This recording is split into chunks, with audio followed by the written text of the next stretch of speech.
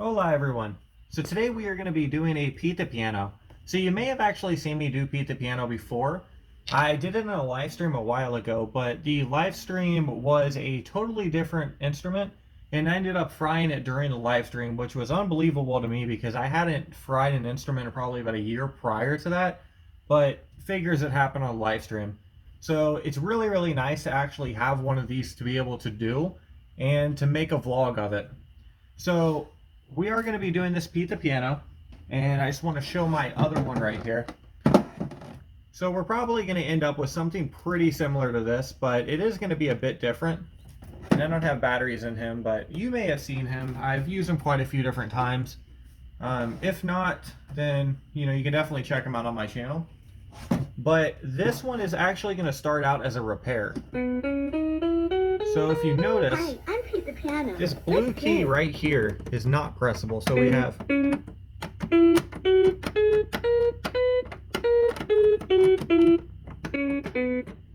this blue key right here is actually jammed down. I'm hoping this is an easy fix. It kind of wiggles around a bit. I'm not really sure. This was sent to me, so we are definitely going to have to figure that out. So we're going to start out on a repair. On a side note, while hiking the other day, looking for morel mushrooms, I found this dude. Now he was solid green when I found him, but I thought it'd be kind of cool to add a little bit of life to him and add some acrylic. So he is new to the collection, and funny enough, we actually found this guy last summertime while hiking.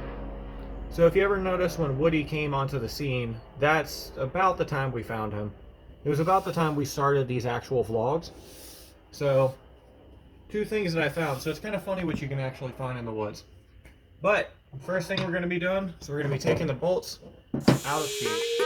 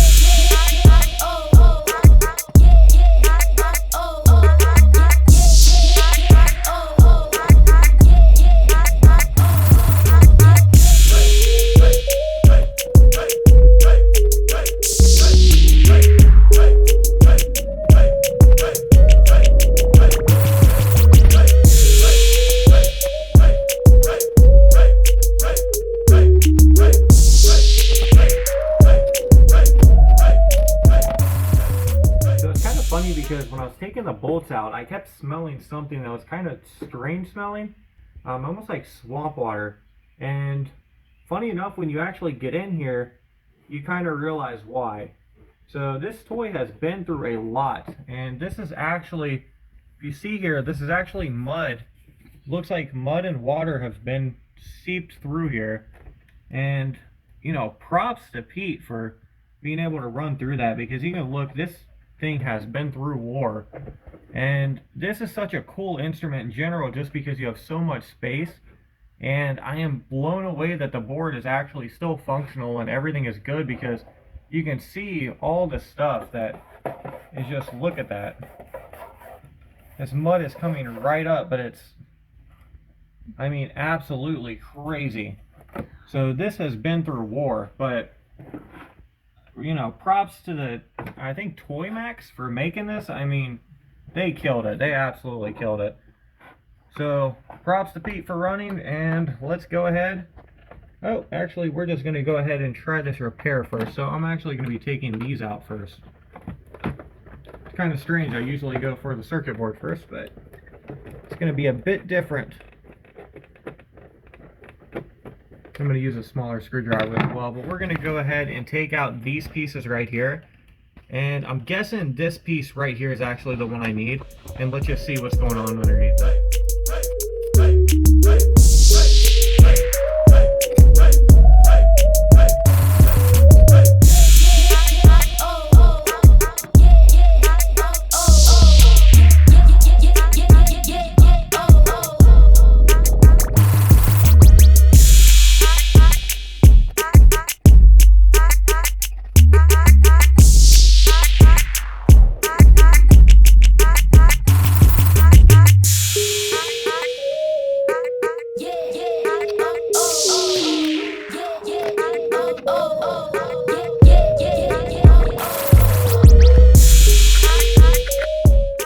So now's the time to address the issue that is more than likely keeping the button down in all literalness.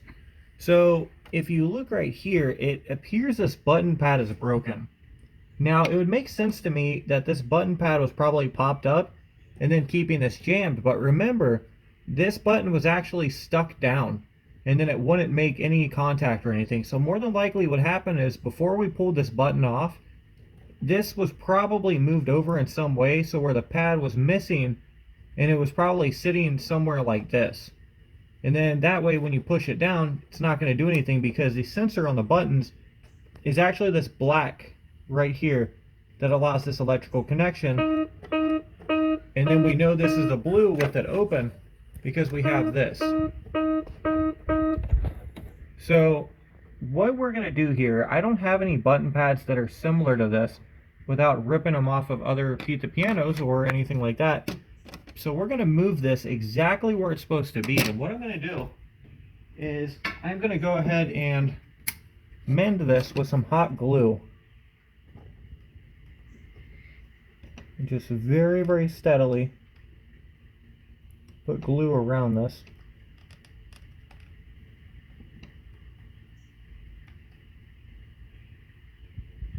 And I'm not putting a very thick layer, I'm just putting it very, very softly just right over there. And then I'm going to put a larger little section right here. And then just for extra security purposes, let's go ahead and put it on all the corners.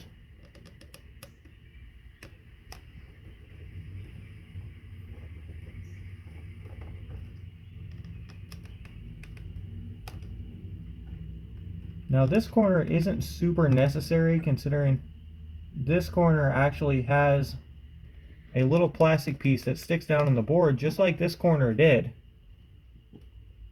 But we're going to go ahead and add it just in case. So now that we have that set up, that should give us enough that we can go ahead and put this back on. So we're just going to let that dry and then we'll put it back.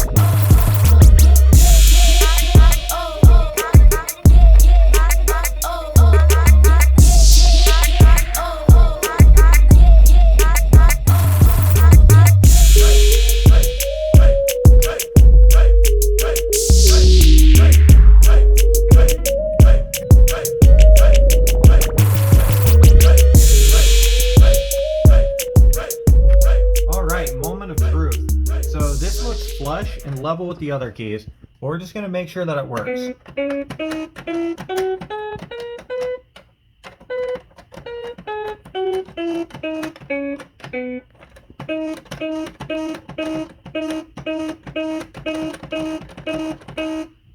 It appears to be working great, and when I was pressing it fast and it wasn't registering all of them, that is completely normal. This is an older instrument, so it doesn't actually allow dual keys or anything like that. It'll usually just pick one of the keys to go with. And when you press it really fast, it's not going to register all of them either. What is very interesting is when you get a tempo tone control on this, it actually allows for all these presses to be registered just because it's clocked up, and it will register every single one of these tabs. So it is a really, really interesting instrument, and it appears we have successfully repaired this one. So next thing to do is to go ahead and clean it out so I can stop smelling swamp water.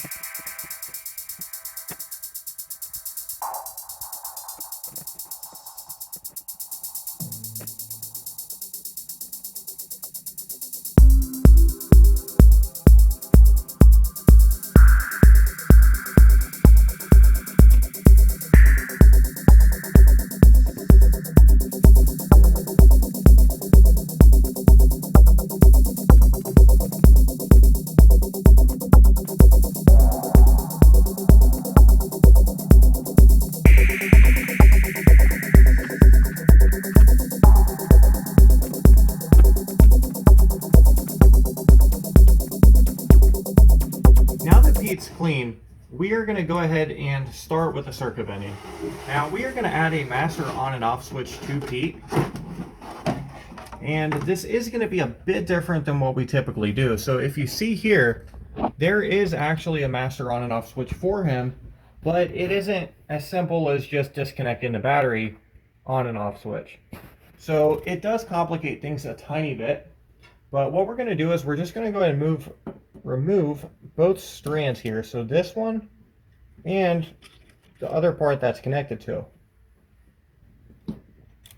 So we're just going to do that, and then our toggle switch is going to go in between these two, and that's going to be our master on and off switch.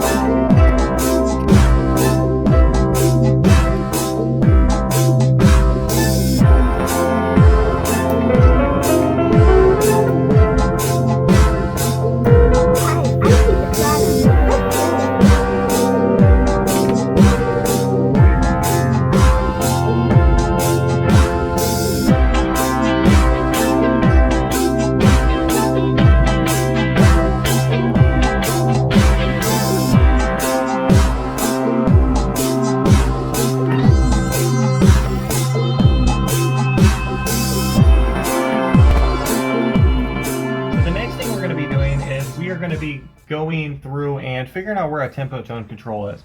Now the awesome part about this instrument is that we have a ton of mounting space. So we have a ton of room, we have a ton of mounting space. All of this can be mounting space. This is all panel that's absolutely perfect for it.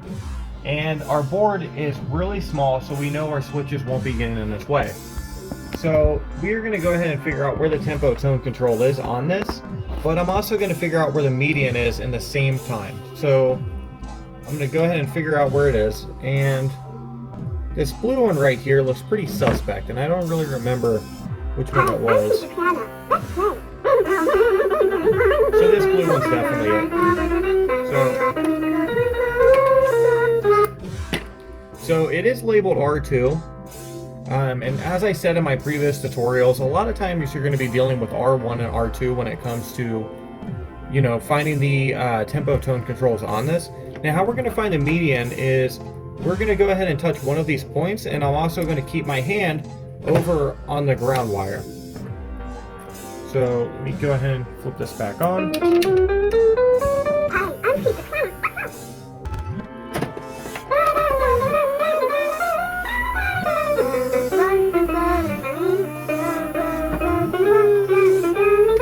it looks like I need more less resistance. Let's go ahead and do that.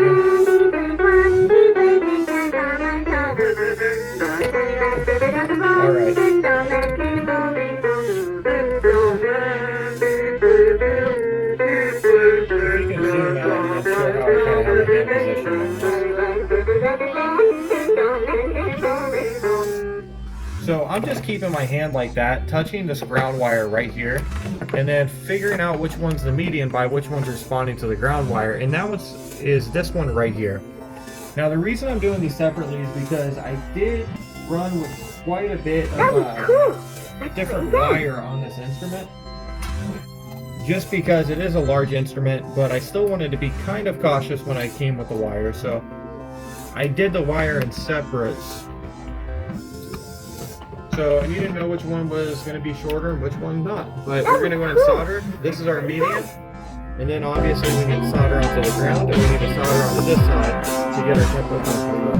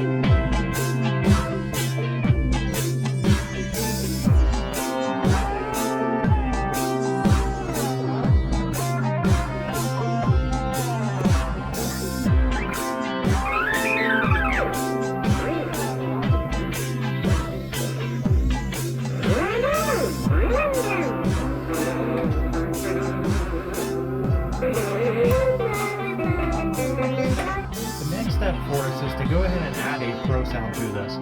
Now the pro sound on this is pretty easy to locate, so we can see that the speaker is back here.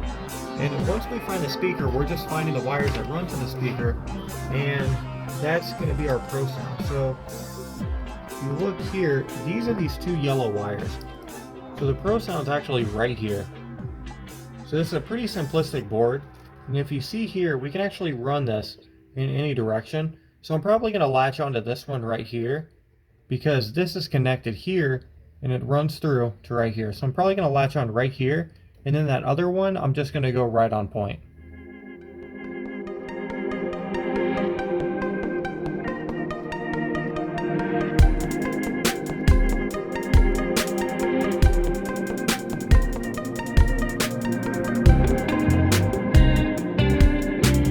So now that we have this installed, this is two wires running directly from the speaker. I'm going to go ahead and make a pit stop before we make that 1/4 jack. So in other words, our pro sound here. And what I'm going to do, drop my wire there. What I'm going to do is I'm actually going to roll other wires into this. And I checked to see if this actually supports an LED, and it does. So what we want to do is we want to run our LEDs before we actually run our pro sound, because if we run our pro sound first, the LEDs are not going to come on when the instrument's playing. Instead, going to go to the path with the least resistance, and that is the pro sound. So I used to make that mistake quite a bit, and then I've kind of learned from that. So for you, go ahead and run your LEDs first. So I'm going to roll these together.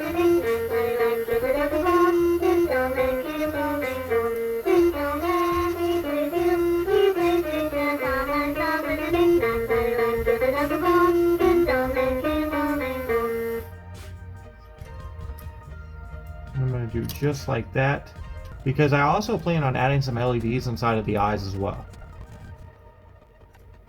So we're going to bend these up, and this is just our sound activated LED. That was cool. Let's play again. It's pretty bright. It's pretty nice.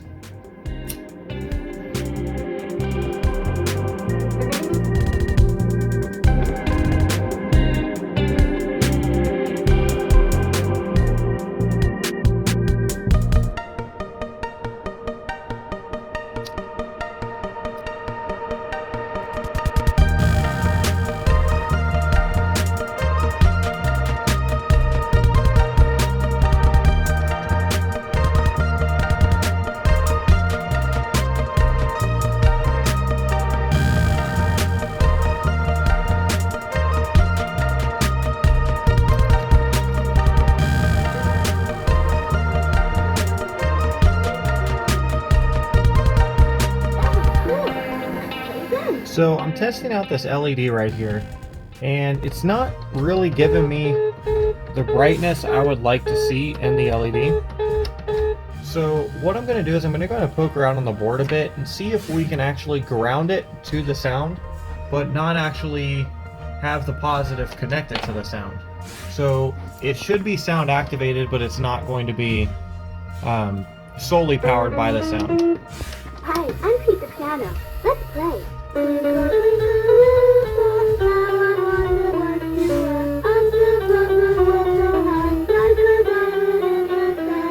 that's good right there, but it seems a bit bright for me.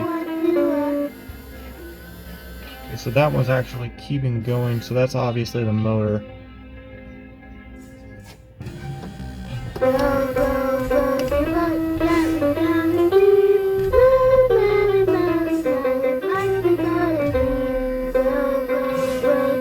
So that's about the brightness I would want right there.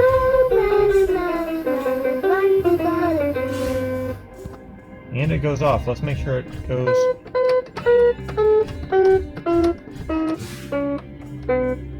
So it's literally just for when Pete's talking. So that's kind of strange. That's a cool bend, but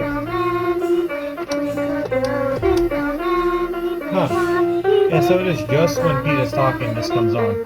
So that is interesting. We're not going to add that at this moment, but that is really interesting to see.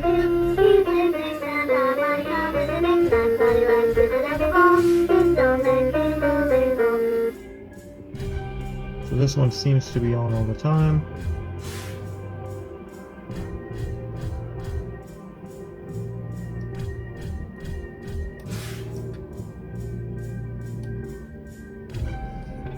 That was cool. Let's play again.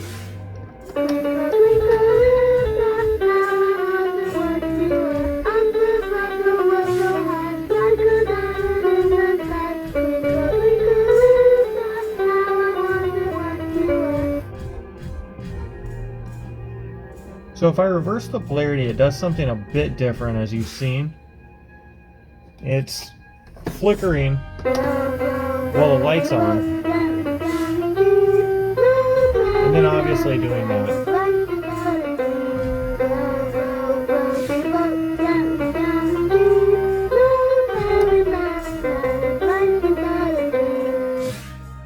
Now this is actually really cool, and it would be cool to actually add these type of LEDs in, just because it would be kind of different than your normal sound activated LEDs. So that looks like it adds some crazy sound to it.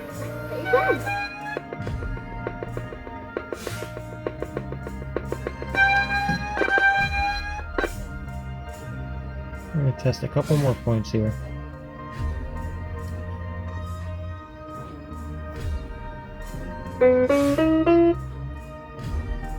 So we may actually have to go with a lower voltage LED. Hi, I'm Pete the Piano. Let's play.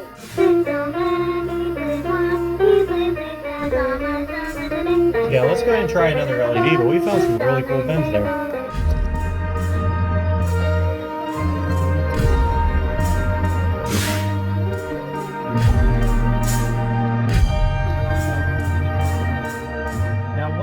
I notice with anything with moving eyes and motor parts, the best thing for you to possibly do is to turn it off and don't allow it to actually speak when you're taking the motors out or doing anything like that. So I've made this mistake quite a few different times. I'm going to try to avoid it this time. Hopefully it's pretty much where we can take this out and then we're not going to have to deal with it.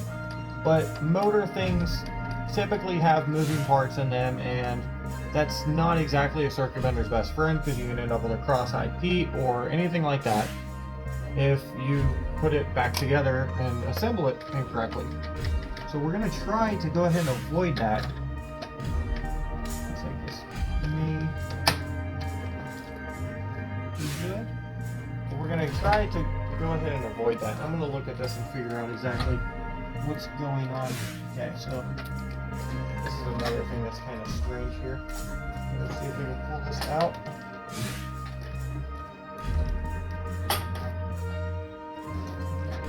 So they actually have bolts jammed up inside of here, which are in a very strange place.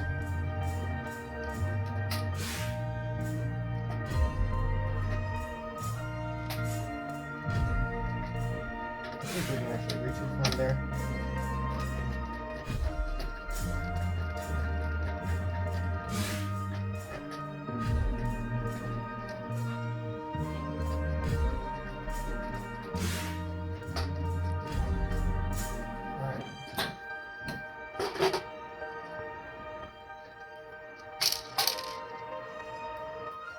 So that's what I'm talking about as far as moving parts. And if this was on, this would actually rotates around. So when this rotates, it actually moves this back and forth. And when it moves it back and forth, these eyes will actually move. But it can be very, very frustrating to get back on. So from here, we're going to go ahead and drill out the eyes and then add the LEDs.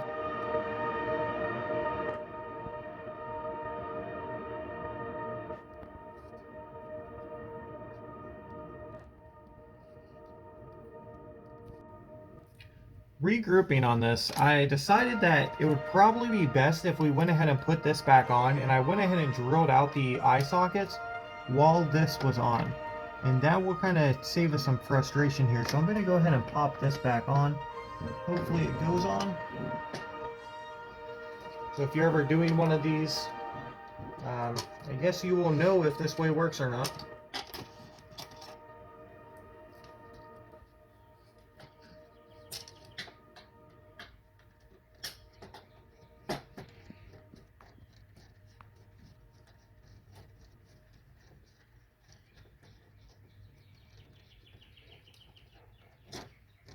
That one is on. We're going to go ahead and put these two bottom ones on.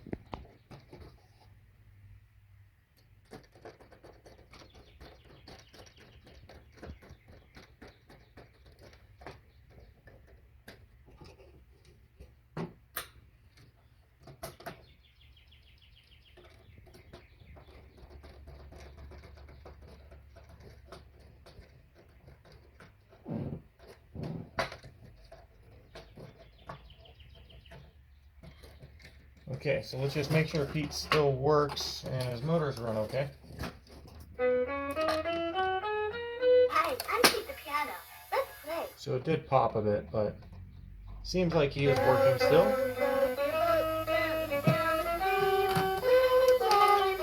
Okay, so if you heard that pop, that was actually that circular piece kicking back into where it needed to be.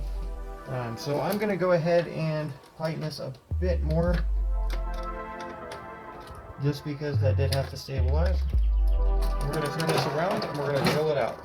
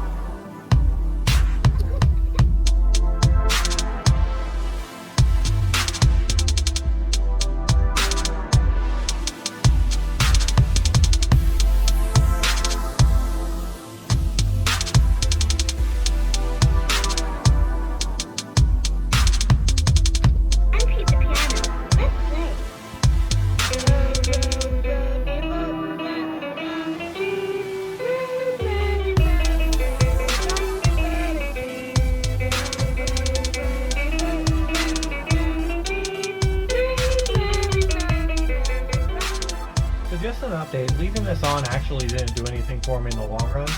It was quite simple this time to go back on, which is really funny because I've struggled with it a lot in the past. And this time it just went right on, so that was really nice. But what is cool is if you look at this, Hi, I'm Pete the piano. Let's it actually play. has a space in here where it moves the wire through. So I absolutely love this instrument just because of how much space it has.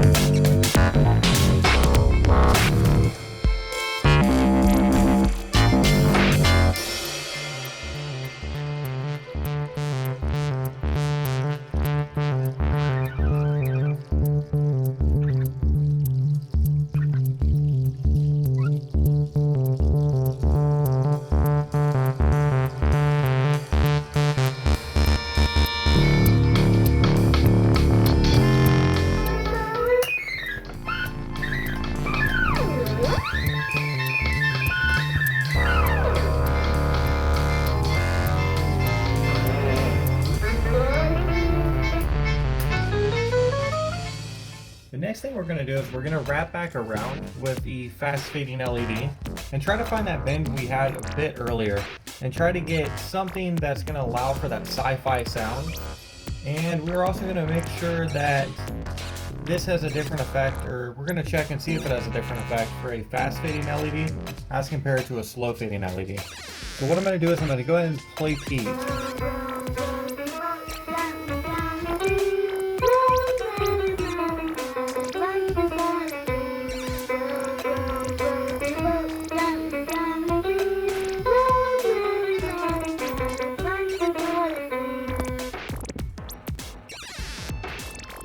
This one doesn't seem to be making any type of sound. And we do want that sound, so let's go ahead and reverse polarity. See if that does anything. That was cool. Let's play again.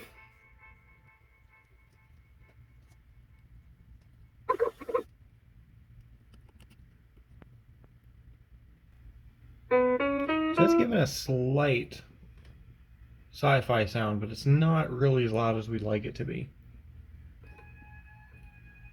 And that is better.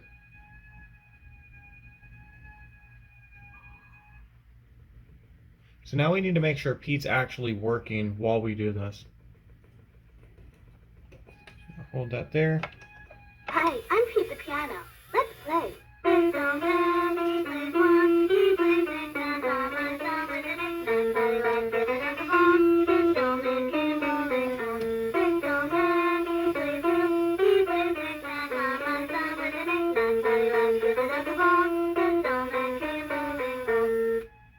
So it seems to be working, but it's obviously not working while Pete is playing and stuff like that. So we're going to go ahead and kind of look around a bit more and see if we can track down a place where it's going to work the entire time.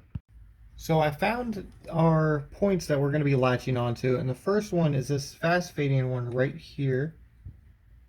And this is going to be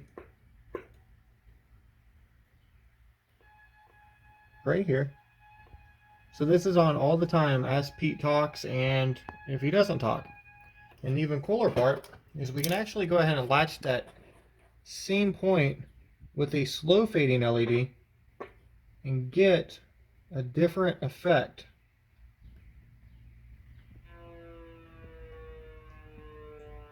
So it's quite a bit lower and slower. But we are going to go ahead and solder onto this. That is this point right here. And then it's going to be our positive on our speaker.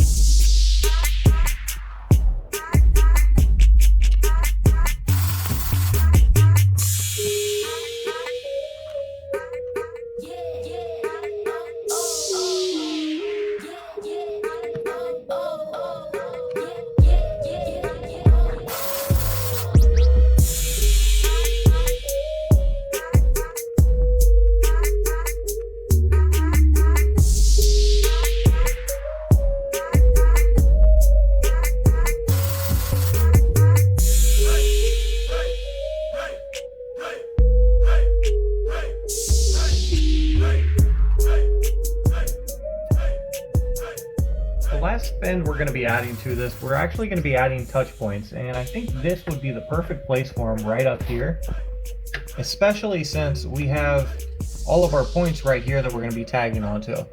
Now, we could actually tag onto the board where our original points are, but I think it'd be a lot easier and it'd be a lot less wire if we went ahead and tagged onto these. So what I'm going to do is I'm going to go ahead and push our positive and our negative down here. So this is just the ground wire and the one that was coming off of the board that was not our medium. And then our medium right here is our green wire. So we will have to go, oh actually our median on the pot is the green wire. So that's perfect. It's absolutely right here. So we're just going to be tagging onto this orange wire and then these two wires right here. And then we're just going to be running the touch points out, which we will go over how to do.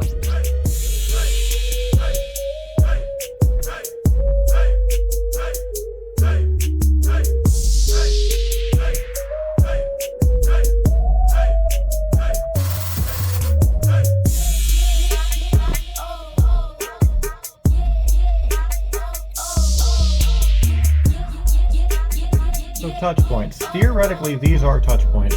So you can see here.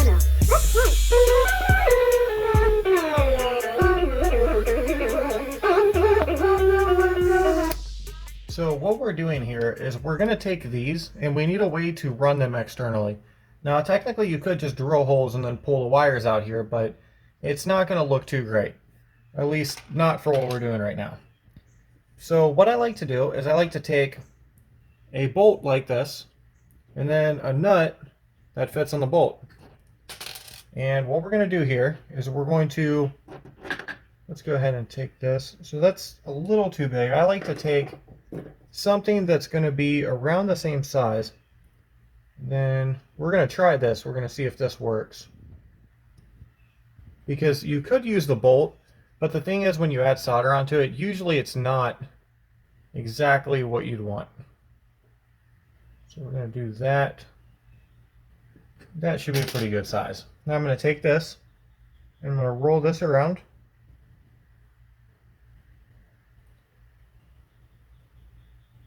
I'm going to crunch it just a tiny bit. Now I'm going to go ahead and pull it off. Okay. I'm going to take something else. I'm going to go ahead and go around just to make it a bit wider. That looks like a pretty good size right there. So if you see what I did here, I just made a circular piece that can go right on the edge of the bolt. So almost think of it as like making a spacer with the wire. And then that's going to actually allow us to slide it onto the bolt once we get it soldered on.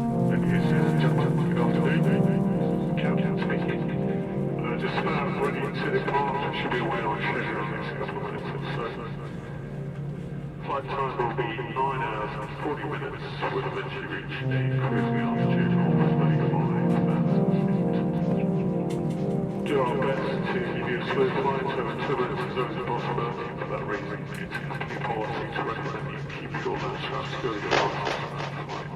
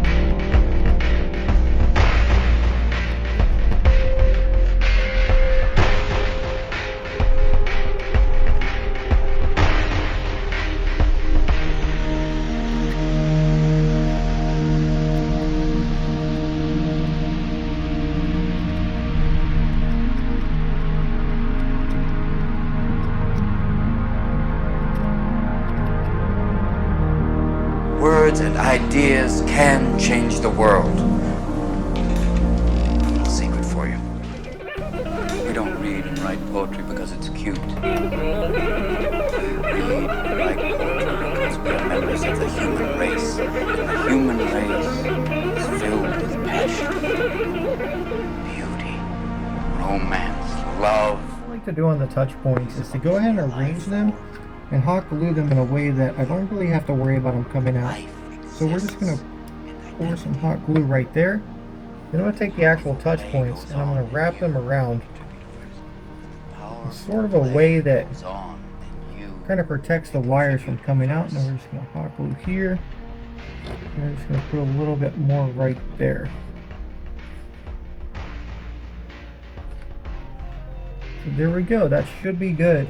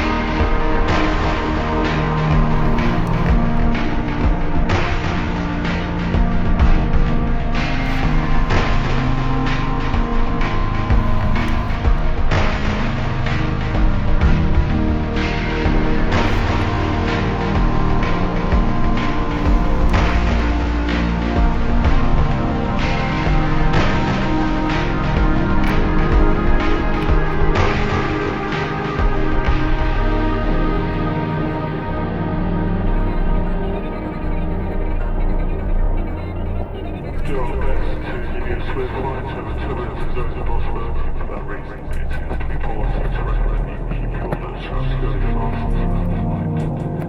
It's bolt to the cabin crew. If it seems like the fire is switched off, it's switched on. The turbulence then please ensure you return to your seat. Also, please note this is a okay, make yourselves comfortable and do have your phone.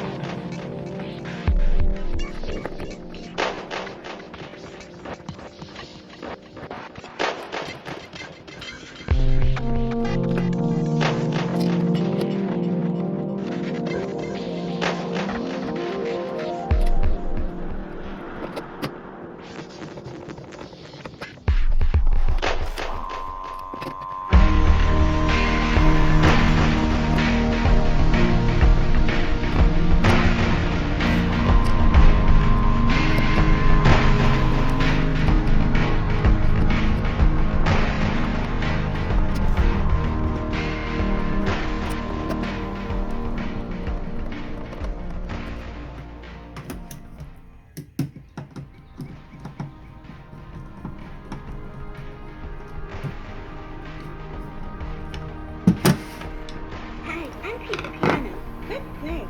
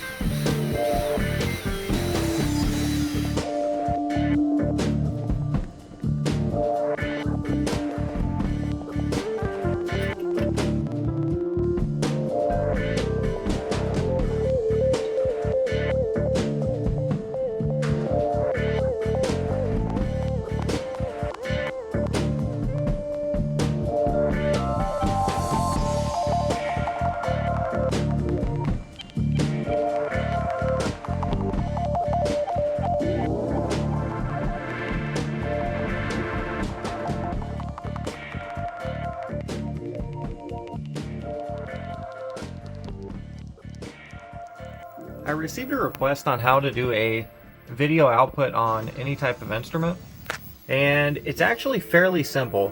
So what I'm going to do is I'm going to take any type of pro sounded instrument, and this is a mono pro sound. That's typically what I do in my videos, usually what I use. And then you're going to take an older TV like this. So these are actually the old box TVs, and the reason I use this, well, there's actually two reasons. The first one is newer TVs actually have a block on them where they won't allow you to do a visual output, at least the ones that I've messed with. They have a sound interference in the visual port, which will make a little bit more sense, but they're just not really capable of doing what we'd like them to do. So the older box TVs work well, And plus, you're doing damage to the TV over time because it's not meant to have all of that pushed through it. So, yeah. So definitely don't want to use a TV that's like HD and really, really nice. But essentially, I'm just going to take a TV just like this. And then what we're going to do is we're going to go to the video channel. So if you see, you have TV video channel. So this used to be a thing that channel 3 ran on VCRs, I think. And which this TV is literally on its last leg. But there used to be, I think VCRs ran on 3, and then there was, and this is another thing. TV video was for different systems. I don't really remember what it was, but you want sound muting to be off. So if you see right here, this is an option. Turn sound muting off, and this will make a little bit more sense afterwards. And then we're going to go here. I'm just trying to get back to where it actually allows. Okay, so TV video. So we're going to go here, and then I'm going to try to press channel up. That's going to set it on TV video. Now, this is where the plug ups happen. So we have it on TV video, sound is off, or sound muting is off. Then you're going to be right here, and we're going to run this. So I use this box right here. So this box is very, very simple. All this is a 1/4 jack, and it's grounded. Then it goes to right here. Now this, I'm going to move this. This reminds me of the spinning rooms on Scooby-Doo. This goes to an RCA jack. So these older TVs, they have a video and audio output. So all this is our ground being right here, which you can see the wires actually cut and spliced onto this. So this is our ground right here, and then the other one is just connected right to the other side of this, which I use a stereo jack on this, so it's double grounded, but you can use a mono with the same exact results. Now, if I plug this in, oh, sorry, put my finger in the way there. So if I plug this into, I believe the white one, this is going to be audio, so I can actually pull audio through Pete the Piano onto the TV. So let me go ahead and turn this up. So this should give us audio from Pete. Okay, so you should be able to hear that.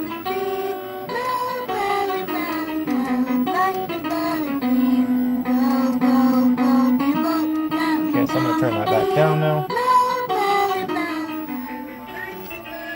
So that's audio from Pete. Now, if I take this on the other way, and I'm going to go ahead and plug this jack into the video socket. Now we're just going to go ahead and turn it again. Now hit it. So what the TV is doing is it's trying to process the audio as visual, and it just comes out in this really, really weird, I guess, jumble of static look. So that's exactly what we're doing right here, is we are just feeding audio into the visual jack, and it's giving us that. So I'll give you a look at this one more time. This is the 1/4 mono jack, feeds directly out into here, where we have this. Essentially all this is an adapter. So if you actually had a 1/4 to RCA, you could plug it directly in the back and have the same exact thing. But I actually run this, and if you ever see me use this thing right here, essentially all this is a sound splitter. Because with my videos, I actually have to feed the audio directly onto a computer to give you clearer sound, because I don't like the button pressing sounds. All this is a splitter. So this is just all kinds of 1/4 jacks that are spliced together, so I can feed it out to my computer, and I can feed it out to an amplifier, and I can feed it out to the TV, and wherever else I need to do. And plus, when I do like duets and trios and everything, I can split them in that way, and this combines everything. So not super technologically advanced. Sound outputs into visual are pretty easy. If you look at that one more time, because this is what you're looking for on the TV. So hope this helps. And if you have any questions about this, feel free to reach out. Other than that, have an awesome day.